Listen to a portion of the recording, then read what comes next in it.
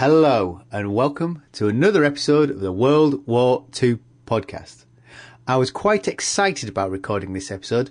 I have a rather clear memory of reading a comic book as a child and being amazed at the story.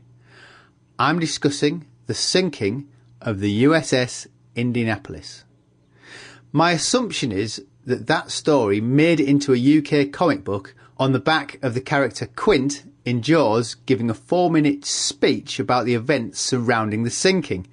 The scene is on YouTube and it's a fantastic scene and well worth a watch. Joining me today is Sara Vladic. Sara is the director of the documentary USS Indianapolis, The Legacy. She's also co-written a book looking at the events surrounding the sinking, and the book is Indianapolis, the true story of the worst sea disaster in US naval history and the 50-year fight to exonerate an innocent man. It is quite a story. But before we get cracking, just to remind you, kind listener, if you're interested in becoming a patron of the podcast, go to patreon.com/WW2podcast.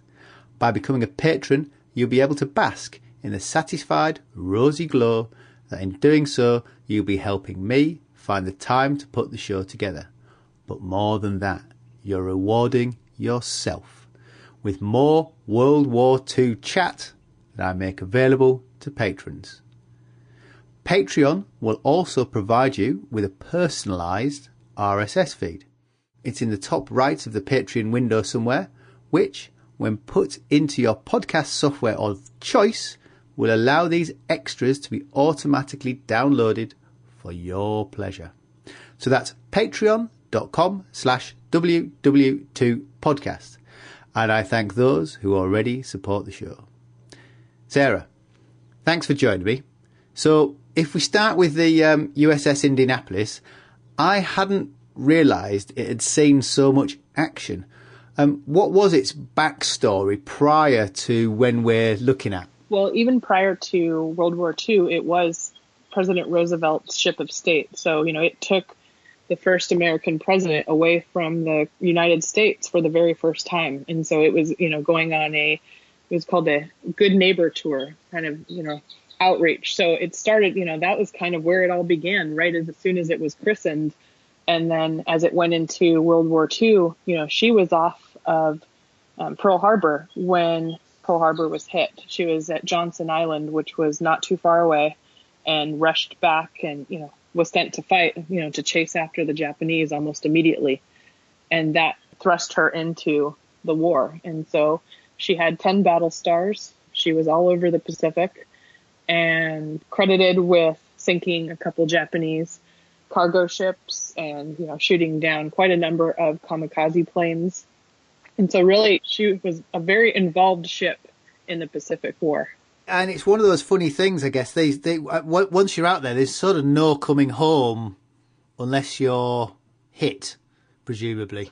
Yes, I think the only time, a few times she came back stateside would be for an overhaul of some nature, new guns, new radio or antenna equipment, something that needed to be installed at Mare Island, a new paint job of that nature, because she kind of went through an evolution of fairly ugly paint jobs, the at-sea camouflage to, she was a bright white ship. And so when wartime happened, they realized that was quite dangerous. You were a beacon.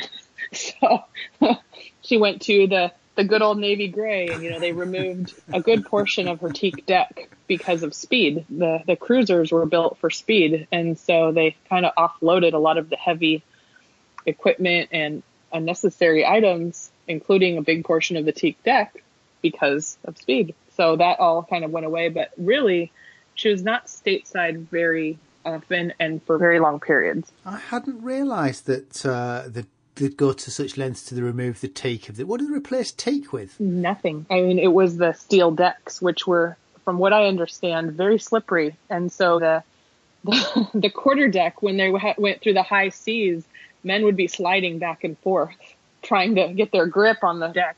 And so it seemed to be pretty comical. The guys had a lot of good laughs about that as they held on for dear life. I really hadn't realised they'd gone to such lengths for removing the teak. What wonderful. She's eventually hit by a kamikaze. They were just preparing for the Battle of Okinawa. They had left Iwo Jima, and they were at the front line when the flag was raised on Mount Suribachi, and they went over to Okinawa, had a couple of raids on Tokyo, and then the day before D-Day for Okinawa, the kamikaze hit early in the morning, and it killed 9 men, injured, I want to say close to 30. They were essentially taken out. They went over to one of the little smaller islands or atolls, Karamoreto, to see if they could be patched up. And Spruance was on the ship when the kamikaze hit. So he had to transfer his flag to the New Mexico, and take command of Okinawa from now the New Mexico once that happened. It's funny because you don't necessarily think that the men in such high command necessarily are quite so much on the front line. Obviously, it's different in the Navy, especially when you've got kamikaze pilots coming at you. Exactly. Hit a different place. Yeah, yeah. And then, I don't know if funny is the right word, maybe ironic, is that Spruance went on to serve on 2 other ships, and both were also hit by kamikazes. So I think after that, he kind of wrapped up Okinawa and headed out. There'd be a groan on the 3rd ship that he arrives on that after he's been hit. Oh, yeah. Like, wear your helmet. So she's forced back stateside now for repairs. She gets the mission of the war for her, which is to carry the atom bomb. Now, why is she chosen? Simply because she is in port, or in dock, I should say. She's a dry dock being repaired, or why is she fingered out for the mission?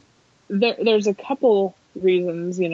I believe it's kind of the best scenario at the time was that, well, one, I believe it was the Pensacola was originally slated for the mission, and when she did sea trials, she failed. She was also in repair at Mare Island at the time and wasn't sea ready at the time, so that was part of it. And then also, it needed to be a ship that was very fast, and the Indianapolis, being a heavy cruiser, as I had mentioned earlier, was one of the fastest, and still, in fact, holds the speed record from Mare Island to Honolulu for that type of ship. And so I would say perfect place, perfect time to go on this mission. She was the ship that they had available. You sort of seeing pictures of the bombs, but what does it actually entail transporting the atom bomb? Because it's obviously, I don't know. You think, a lot of secrets. Yeah, is it just sort of a bomb shaped thing lashed to a deck with a canvas over the top and top secret stamped on the side? It was components of the bomb. So what they were transporting was the uranium core for Little Boy, which was in these buckets. They almost were like a kind of an ice cream maker style churning bucket. 2 of those.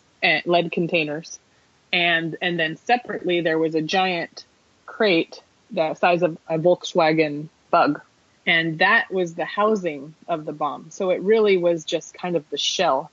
And then they also filled that crate with a bunch of their luggage and stuff they had to take over. But really what that giant crate was a diversionary tactic, because there was so much secret around that crate that was lowered on, and no one was told what it was. And it was a very nicely made crate. The screws were inset. It was sealed shut. It was made with nice wood. So it was like, well, this is something different than, the usual cargo. So of course these young 16, 17, 18-year-old kids are taking bets on what's in there.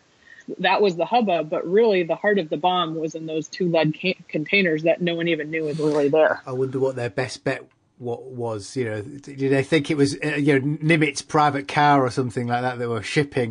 They thought everything from it was like Hedy Lamar's lingerie to spirits for MacArthur to scented toilet paper for MacArthur. That's what they thought it was. And so they joke about it now, and someone said blueprints for the invasion of Japan, and then a couple of the sailors even admitted they made things up and said, oh, we heard this from the captain, to get the rumors spreading so that people wouldn't win the bet. And so they actually made good humor out of it, absolutely having no idea what that was. I can imagine that people thought it has to be some kind of weapon, but I don't think anybody had even the slightest clue. Even the captain didn't know. Well, it's probably one of those boxes that didn't quite look big enough to be a super weapon, but it's big. It's too big to be just something like a load of blueprints, which is probably why it's a real great one for get people's tongues wagging at that size.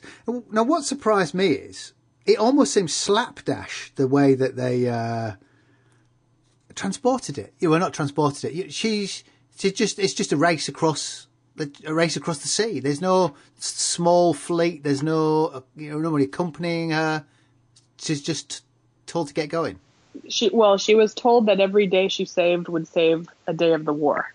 And so they were to get there and that the cargo was to be saved before the life of anyone on the ship. Because had that uranium gone down in the ocean, it would have taken another 6 months to a year to generate that much to create another atomic core. So they really couldn't afford to lose that material. They really didn't know what to expect. The Trinity tests happened the day they left Mare Island, so they didn't even know if this would work yet. And then they were waiting to get word when they arrived at Tinian Island as to whether the atomic bomb tests had worked. And that's when they first found out that it was even successful. Why were they so confident just to set the Indianapolis off alone that she'd get there unescorted? I think at that point they had intelligence of where the enemy was. And in addition to that, no ships were allowed within the horizon of them. So when ships would show up on their sight line, they would have to tell them to back off. And even when they pulled into Pearl Harbor for refueling, no one was around. It was completely vacant, and they were put out a little bit further from the rest of, where they would normally dock.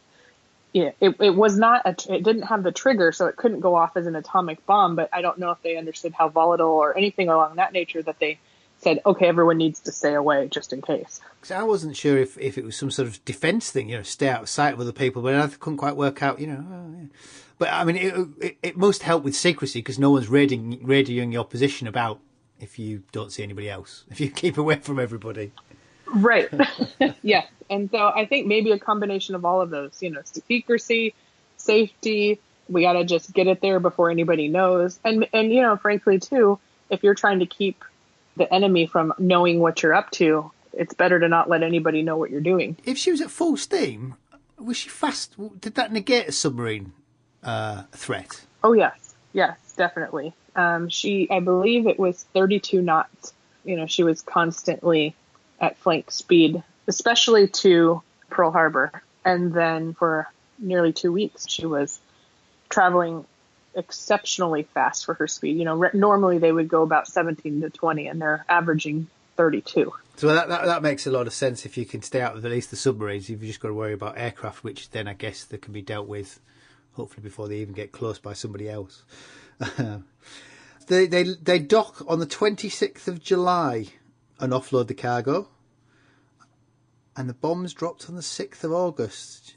It's really not that... It doesn't take them long, does it? There'd been a lot of training and planning and, it was a matter of getting the material there. But it was ongoing preparation and training the entire time leading up to that August 6th date. I don't know why those dates seem so short together, but it just slightly took me by surprise. But the Indianapolis doesn't hang around, which I thought, again, I thought someone might have suggested to Captain McVeigh that he might want to hang about in dock, nudge, nudge, wink, wink, and see what might happen on the later in August. And I think part of that, though, is I want to say almost 3/4 of the crew were brand new, first time on this ship. And Captain McVeigh was very anxious to get them trained. They had no proper training yet. They had not been at sea.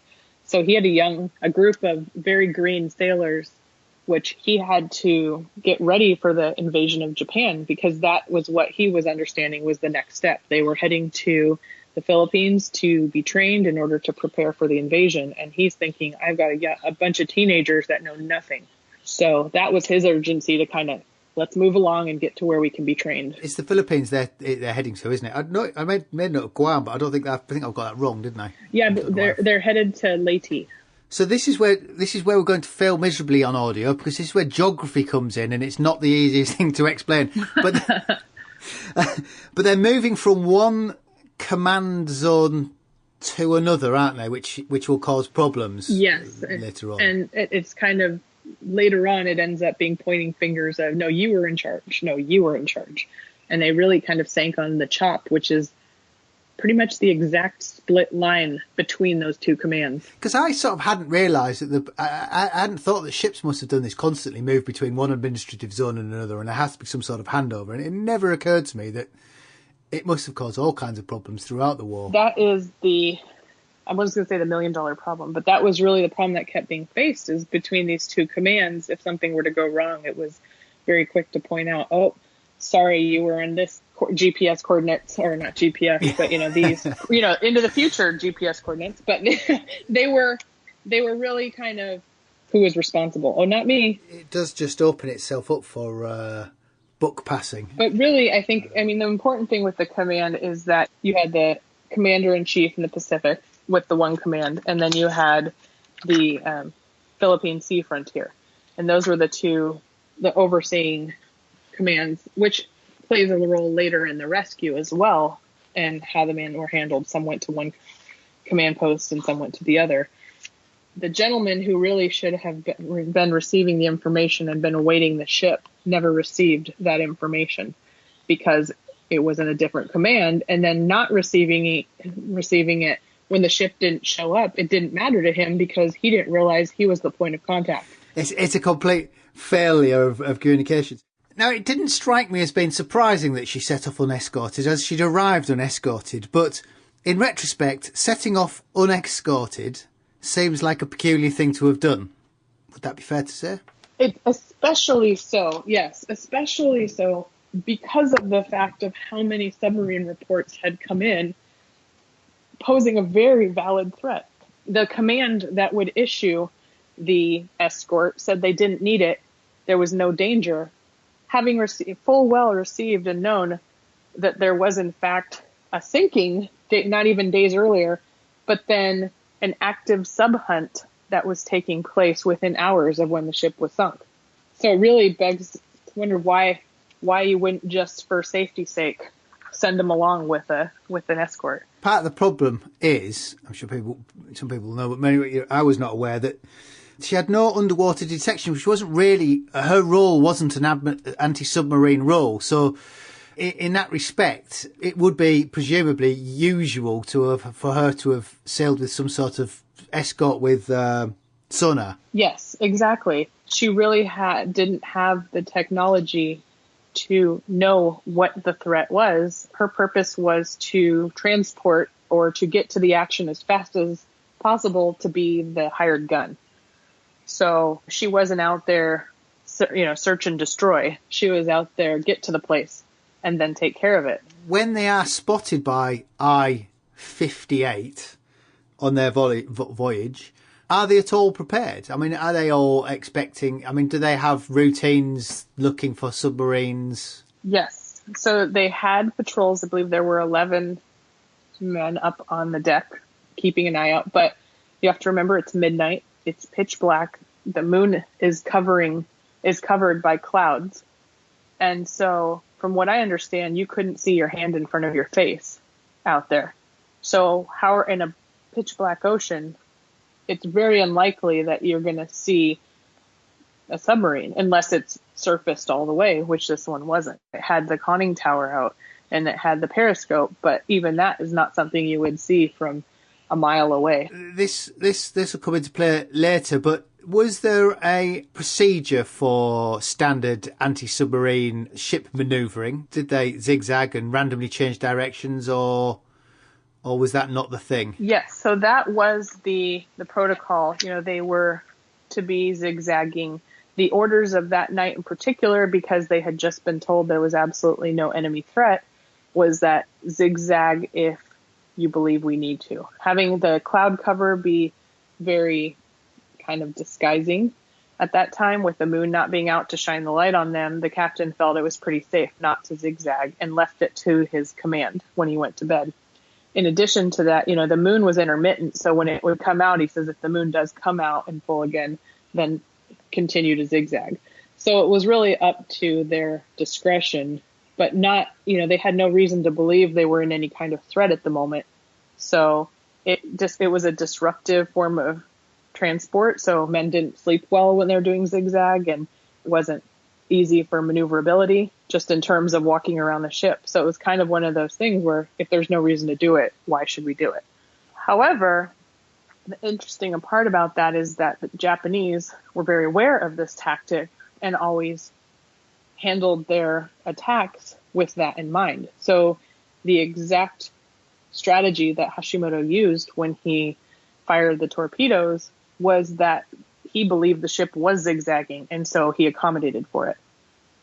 So he said, this is later on, but he will then later say, no matter what the ship was doing, I would have sunk it, or I would have hit it. And they had that technique of sending out fans of torpedoes to allow for movement. And 2 do hit, and they're devastating torpedoes. But what was it like in the Indianapolis when they received the 2 hits? Well, of course, they didn't even realize that they were being hunted at the time. So they were not at battle stations. They were not braced for impact. It was a complete surprise. So when the first torpedo hit, it took off up to the 12th frame of the bow. Essentially, it blew it off. So anyone forward of that was gone. And then they believe now the ship having been found, they're able to pull more information from it. But they believe that the bow stayed attached and kind of was dragged and served a bit as a rudder. This is all speculation, but it did, when they found it, it was over a mile away from the rest of the ship. And so when the second torpedo hit, they believe it hit the ammunition stores. And that's what caused the huge explosion. That's where the stewards lived, where the Marines lived, where many of the office are, that's their sleeping compartments. And having been midnight and men just getting off shift, they were all in bed. So this is why most of the Marines, most of the stewards, and many of the officers didn't survive, because they were hit almost instantly. Now, did I understand it right with the bow gone, but it still has forward momentum? Essentially, it's driving itself into the sea, driving itself slowly in. Yes. So it really did have no hope. What happened with that too is all the communication and power went out when the torpedoes hit, and so there was no way to tell the engine rooms to stop the propellers. So normally, what would happen when a hit took place is you would keep the engines going because you wanted to get out of there if the enemy was there.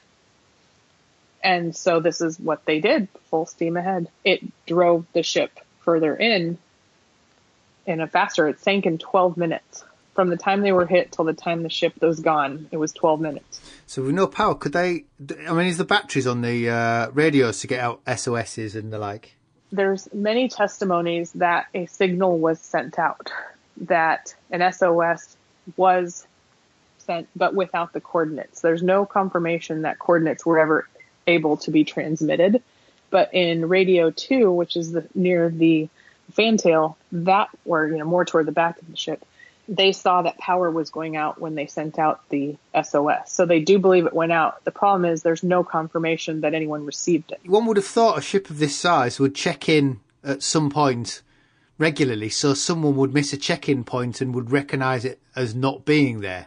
Yes, that should have happened. And people did notice it was missing, but at the time, the way orders were written for non-combatant ships is that you only had to report arrivals. You didn't report non-arrival, which seems really kind of ridiculous if you think about it. And when the gentleman who noticed the ship wasn't there but didn't report it was called in for questioning, he argued it wasn't his job, that he didn't have to do that, and so he didn't get in trouble.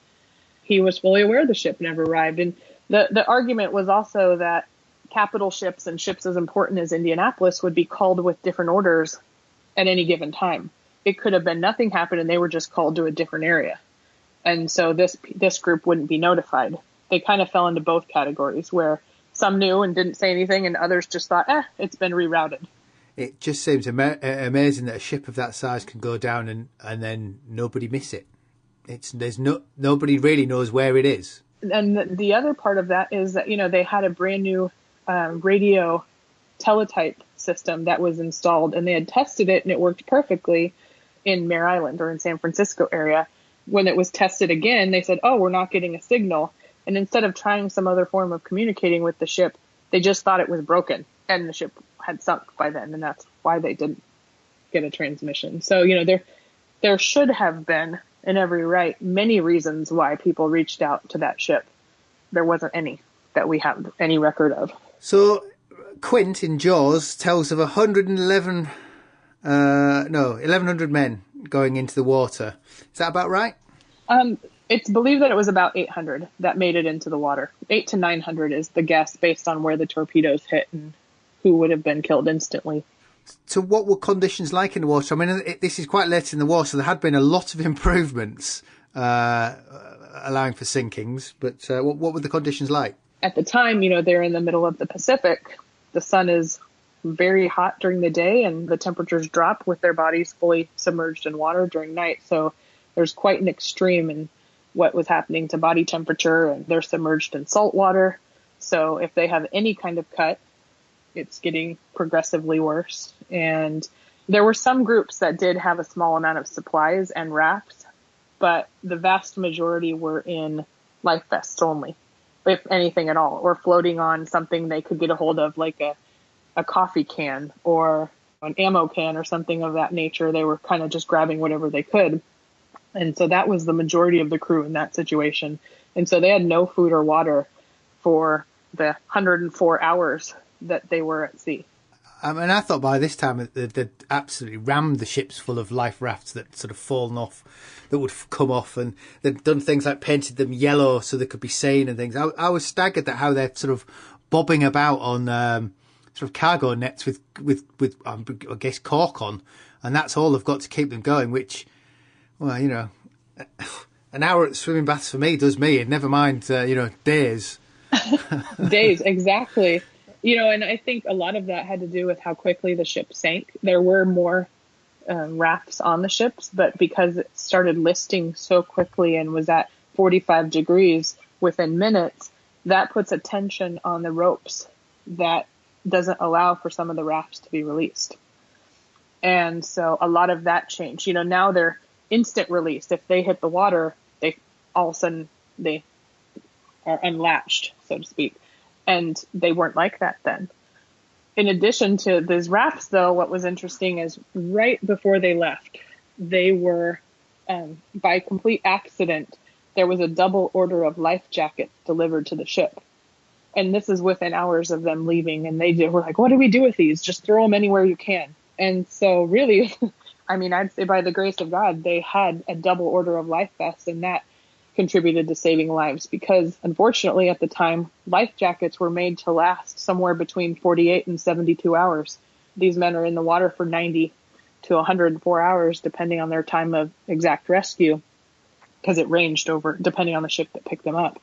But some of these life jackets started drowning the men, and their hands were so pruned from being, you put your hands in the water for an hour, you know what it looks like. So imagine days. They couldn't then tie the knots. And so these life jackets then became weapons. They were drowning the men. What would happen is when someone would pass away, they would take the life jacket out, try to let it sit on the surface and dry, and then they would use that to sit on, and that kept them out. But many times when the men were pulled out of the water, they'd cut off the life jacket and it would sink like a brick. And so they joked that the men were actually keeping the life jackets up. So we now know, in popular culture, about the sharks. How much of a problem were the sharks plucking survivors from the water? We're talking about 70 years ago when the shark population was much denser. And so the men report that there were hundreds of sharks swimming around them at all given times. And you never knew when you would be taken. So sharks would come and grab someone right next to another sailor. You had a much better chance if you stayed in the group. And so the men tried to congregate together. But oftentimes, if they would lose their mind or if they would swim away, or fighting often broke out in the group when the men started to hallucinate, and one would swim away and the shark would get him. And so it was quite a problem that they faced the entire time. It didn't let up. Even through rescue, the rescuers were reporting fighting off sharks as they tried to pull the men out of the water. I mean, on top of no food, no water, how much of a problem was command? I mean, you hear that thing where there's those apocryphal stories of people on rafts do better when given something to do than those who are, in survival situations that have nothing to do. I mean, how did they fare in the water when from that psychological point of view? I think that those in the groups had each other to talk to encourage, to pray with. In the largest group, there were 3 gentlemen who really were responsible for keeping the men together and alive and having them talk through certain things. And so, they kind of gave them tasks, which I believe helped contribute to the mentality of, I have something to fight for, I have something to do, not to just think I'm going to sit out here and die. It very much contributed to the fact that they were able to survive, despite every reason not to. Well, yeah, is it 4 days and 5 nights before a completely random plane, spots them and comes down for a look? Yes, well, and what had been happening is that Lieutenant Gwynn was testing out a new antenna, and it kept breaking off. And so he went back to look at it, sees that the antenna breaks off again, looks down and sees an oil slick. And so it was not that they were out there looking for anything. They weren't patrolling the surface. He just happened to look down at that moment. The sun hit the oil, and he thought, oh, it's a Japanese submarine. Let's attack. They're about to open the bomb bay doors, and they see heads in the water. And they don't know if they're American or they're Japanese. At this point, their heads in the water, and they're covered with oil. And so he says, we need to look closer. And that's when he first reports ducks on the pond. And it starts to unravel from there of who this is. And they don't for quite some time actually find out that they're Indianapolis crew. Because at this point, there still had been no one reported missing. Well, I mean, it was said people looking at their boards going, well, who's missing? It can't be one of ours. We've got nobody missing. Nobody, everyone's arrived. No one was sunk. Yeah, everyone's where they're supposed to be. And so, I mean, can you imagine?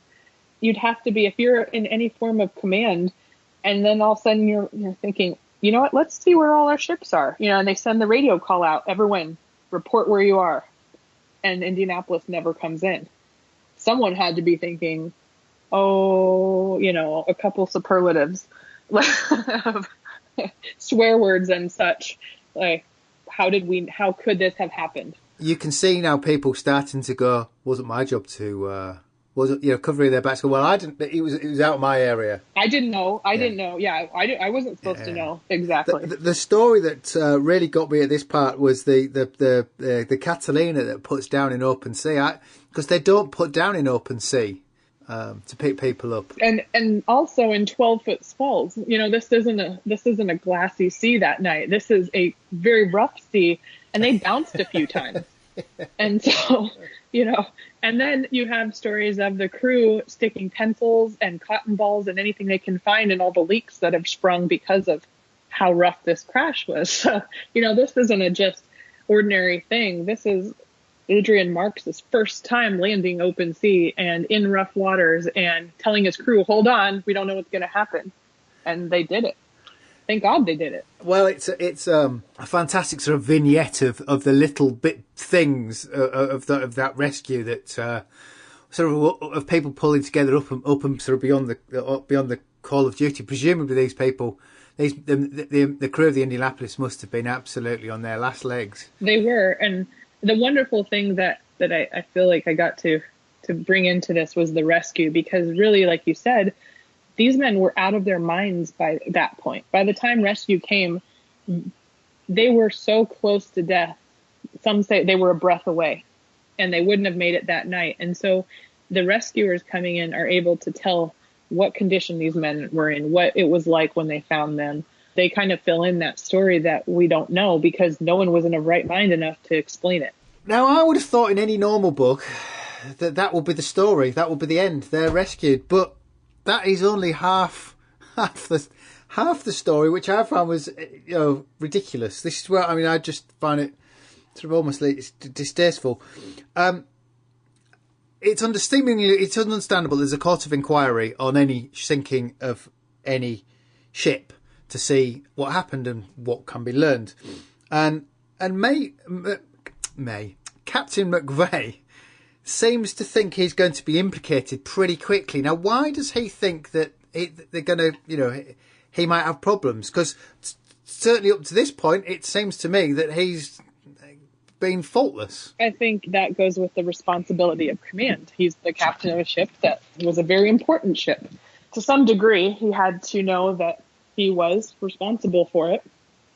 And then having gone through and surviving these days in the water, he was just as much in shock as everyone. You know, he did not have it quite as hard as those who were swimming in the water, but he was still on a raft and with very little supplies and shell-shocked. He lost his ship. And so for them to come in and do this court of inquiry right away, and they're asking him questions, he didn't even know that half his crew had survived at that point. Well, not half the crew, but he didn't realize as many had survived at that point. Up until then, he thought that the 9 men on his raft and the small group that he could see in the far distance were all there was. That's another point. I mean, I guess when you pull everyone together, it must be quite a while before he even figures out who they have got, because they're all picked up at different points, different places, different ships. Yes, I mean, they're spread out. It was something like 25 miles. They were spread apart.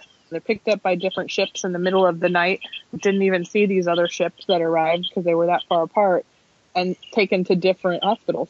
And the communication is not like it is nowadays. It takes quite some time to communicate all this to everyone. Piece it together. How quickly does the initial inquiry come back? The first inquiry was, I believe, on August 9th. And then it was, or they had set it up for the 9th, and then it was postponed because of Nagasaki. And then they reset it up on August 13th. So it was several days of questionings, and they kind of had their first conclusion. And it was not to go after McVeigh at that point. So that was something that kind of, as they are starting to draw conclusions of who might really be responsible, it was at that point McVeigh almost incriminated himself, saying, I didn't do this, I should have done this, that kind of thing. And they say, oh, you know, you're only responsible if you didn't do this. And he said, well, I did that. It is pretty quick. And what you know, it's as though the Navy, it's as though there's something going on with the Navy, because they announce the sinking of the ship on the day that Japanese surrendered. So it says, you know, it seems to be the Navy burying bad news. It's as though the Navy realise they've got a problem, so they announce it there, and then they feel they've got to take it further. I mean, I didn't quite get why they couldn't have just left it there. In many respects, you could have just drawn a line under it. So why do they have to go after McVeigh? At this point, there are 879 families that want someone to blame. There is outrage in the press. It was a subline to all the war is over headlines, but there are still 879 families that are driving, I want an answer. How is the war over and my son is dead? Who is responsible? And so it comes out more in the press as days go on, but there's still no answer. And the Navy and, you know, the powers that be are realizing they have to give an answer. Not so much how did the ship get sunk, but why did no one know and why was nothing done? Yeah, if that's the question, they go after the captain, which is not, again, isn't ever going to answer those questions. And it never, it was a diversionary tactic, really. Here, he's responsible, blame him. And because of that, a lot of families did blame him. They put him up for a court-martial, which Nimitz disagrees with, but Admiral King, adamantly pushes on. Even though there's a supplemental trial, which is suggesting problems elsewhere, is it King that forces through the court-martial? He does. He's the one that ultimately says this is happening. And what's interesting is that he changed his mind, and we can pinpoint it to the day he changed his mind. And the transmissions, as you read in the book, you see who he spoke to. We don't know what he spoke about, because obviously you wouldn't document that kind of thing on paper. It would be all a conversation. But we do know that he very specifically, November 10th, changed his mind and said, nope, okay, now it's a court-martial. Oh, to be a fly on the wall during those phone calls or those conversations. Well, yeah, and it's funny because it seems to me that the Navy was trying to dig itself out of a hole and kept digging. There was a realization, too, of who they would have to bring up on the stand to testify. You're looking at Spruance, Nimitz, Naquin, Alfred Granum. These are all admirals, vice admirals, that all of a sudden fingers going to be pointed at because they know a lot more than they're letting people know they know. and we just won the war. 2 minutes after we win the war, we're going to put people on a courtroom stand and persecute them? No way. These are war heroes.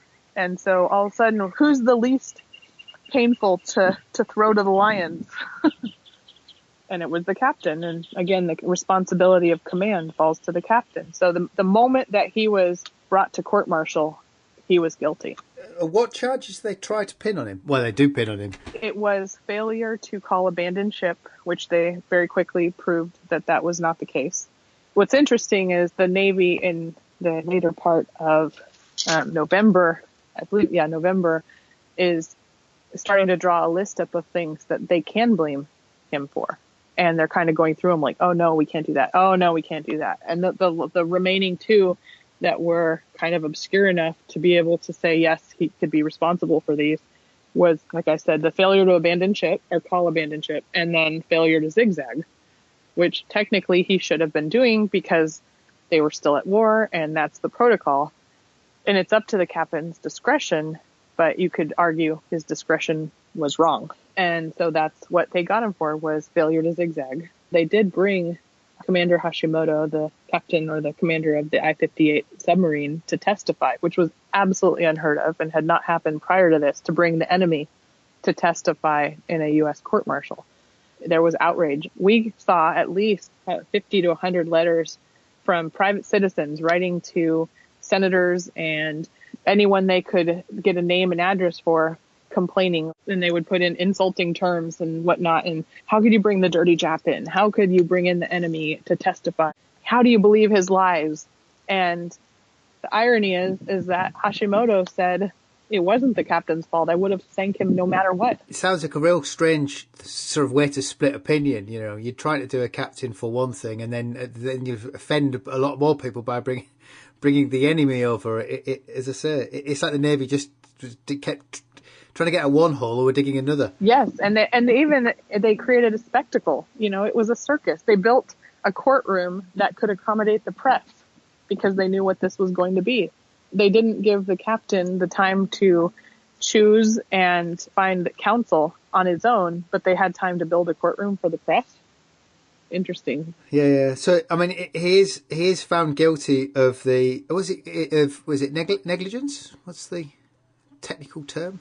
Yeah, you could say negligence. It was, the way it's written is a failure to zigzag and essentially put the ship at harm.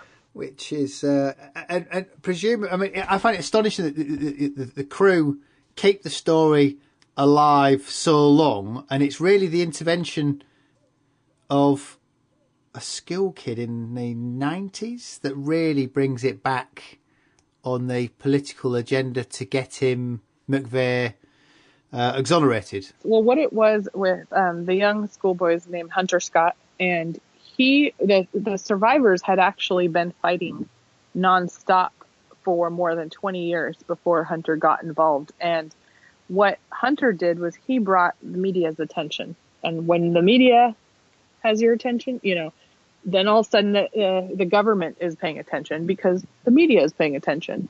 And so what Hunter really did was sparked the attention of the right people. One of, if not the most influential, was Captain Bill Tody, or William Tody, who was the captain of the namesake submarine Indianapolis. And behind the scenes, he was really one of the key players, along with Senator Bob Smith, who pulled this across the finish line and really helped with the exoneration of McVeigh. And even though the Senate passed a joint resolution to have the name cleared, it wasn't until, I think, almost 2 years later when the Secretary of the Navy was brought in and he gave the final, okay, let's clear the captain's name, go remove this from his record. And this was 2000, was that right? It's in 2000, I want to say 2005. Have I got that wrong? About 2005 is when it was all tied up neatly, if you want to say. It's amazing that in all that time, the Navy held out. All the protagonists, the main players, are dead, have passed away, and yet the Navy hangs on to hanging one of its own out to dry. Yes, and so fiercely. You would think, okay, everyone's gone. Let's just give the men the peace that they deserve. But no, it was really a fight and has continued to be so. And the saddest part of it all, really, or not the saddest part of it all, but is that what happened? Tell us what happened to McVeigh. 1968. So this is quite some time afterwards. Captain McVeigh did commit suicide, and there was a lot going on in his life. It wasn't just this, but you have to imagine that someone carrying a burden of this nature and the sizable loss of life would never stop thinking about that. So I think it was compounded with many things in his life, but he committed suicide, did it with his service revolver, wearing his khaki Navy uniform on his front steps. He was the final casualty of the Indianapolis, really. Yeah, it's a tragic story. I have to say, it's I do think you tell it very well in the book. As I say, I really did enjoy it, and I think that wrapping it up. I mean, Hunter Scott, what a remarkable kid he must have been. Hunter was and is fantastic. I mean, what he did, I don't believe could have been achieved with the survivors alone. He was an integral part of the story and the exoneration, and at such a young age, he was so well spoken and so tenacious that really he got people's attention. And, the survivors owe him an incredible debt of gratitude, but he's a humble and wonderful young man who now is serving in the United States Navy as well. So we're very thankful for everything he did. Indeed, yes. Sarah, thanks for joining me. If you want the full and up-to-date story on the sinking and the events that followed, the book is Indianapolis, the true story of the worst sea disaster in US naval history and the 50-year fight to exonerate an innocent man, by Sara Vladic and Lynn Vincent. I will put a link on the website. We've only just scraped the surface of the story, so go pick up a copy. If you want to hear more of Sarah and I talking, we'll be discussing Jaws, amongst other things. Don't forget to become a patron at patreon.com/WW2podcast. So that's it for now. Thanks for joining me.